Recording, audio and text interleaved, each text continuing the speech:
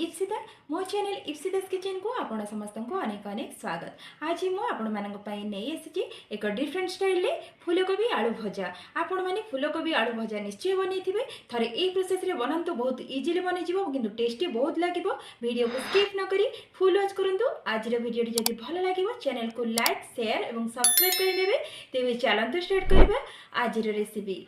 देखंतु ए फूलकोबी आलू भजा पई मु एठी छोट साइज रो गोटे फूलकोबी को काटी नहीं चारोटी मीडियम साइज रो आलू को चोपा छड़े काटिकी लंबा लंबा करकिना रखी। आठी किसी पियाज दुईटी छोट साइज रो पियाज को काटिकी रखी। किसी रसुण को काटिकी रखी। गोटे टमाटो को काटिकी रखी। किसी धनिया पत्र और किसी कंचा लंका को काटिकी रखी। प्रथम गैस रे आमे कड़े बसैबा। कड़े रे आमे तेल देदेबा। देखो तेल देदेले गरम हो गलानी। तेल आमे 1 स्पून सोरिष एवं हाफ स्पून जीरा को देदेबा। आपण माने चाहिए ये फुटना मध्य दे पारिबे। देखो सोरिष एवं जीरा फुटी आसलानी। तापरे आमे सेतिरे काटी रखिथिबा कंचा लंका एवं रसुण को देदेबा। आपण मानकर आगर क्वांटिटी अनुसार आपण माने लंका नेबे। मुठी 2टी लंका नेइची। लंका एवं रसुण टिके भाजी हो गला परे आमे सेतिरे पियाज को ऐड करबा। मन रखंतु रसुण को बेसी भाजिबे नहीं। एबे पियाज को पकाई देबा। ताको आमे हल्का गोल्डन कलर हैला पर्यंत फ्राई करबा। देखंतु कलर एबे चेंज हो गलानी। टिके फ्राई हो गलानी। आमे सेतिरे आलू एवं फूलकोबी को पकाई देबा। पियाज को बेसी भाजिबे नहीं। ताको भल से मिसाई नेबा। देखंतु एबे मिसाई नेली। तापरे सेथिरे आमे 1 स्पून हल्दी को पकाई देबा। स्वाद अनुसार लूण को पकाई देबा। तापरे भल से ताको मिसाई नेबा।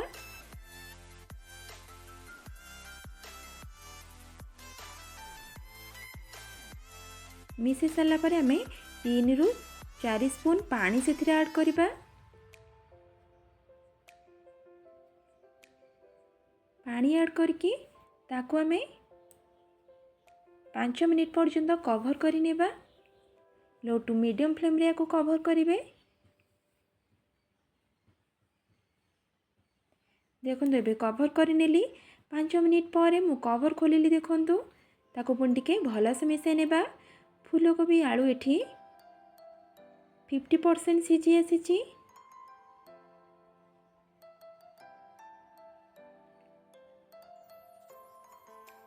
तापरे सेथिरे आमे 1 स्पून धनिया पाउडर, हाफ स्पून जीरा powder, half spoon Kashmiri red chili powder को ऐड करिबा।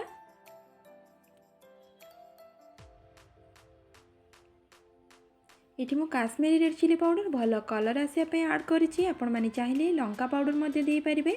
तापरे काटी रखिथिबा टमाटो को पकाई देबा। ताको भल से मिसाई नेबा। देखंतु मिसाई नेली। भजा एठी टिके टेस्ट अधिक आसीबो बोली मु एठी टमाटो ऐड करछि। आपण माने चाहिले टमाटो को स्किप मध्ये करि पारिबे। ताको टिके आउथरे भल से मिसाई नेबा। तापर आमे ताको 2 मिनिट पर्यंत कवर करि नेबा। देखंतु कवर करि नेली। 2 मिनिट परे कवर खोलुछि। देखंतु एठी पूरा फूलकोबी आलू एवं टमाटो पूरा 70% सिझी आसीछि। ताको आमे आउ कवर करिबा नै। एमती खोलिकी पूरा आलू और फूलकोबी भल से फ्राए होला पर्यंत भाजिबा। गैस रे फ्लेम को लो टू मीडियम रे रखिथिबे।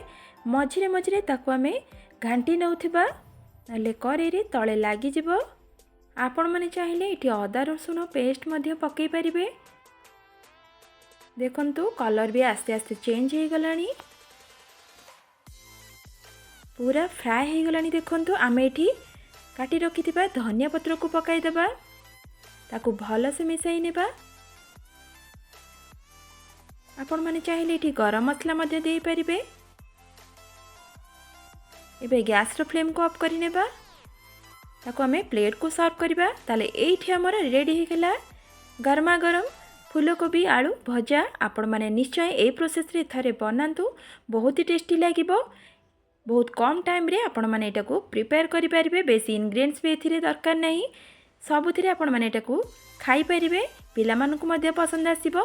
ताहले बनी सारा पर आपण मानक अनुभव मो सह शेयर करिवे। ताहले आज पई रहउची, पुणी आसीबी नेक्स्ट वीडियो रे किछि नुवा रेसिपी नै। नमस्कार, बाय, जय जगन्नाथ।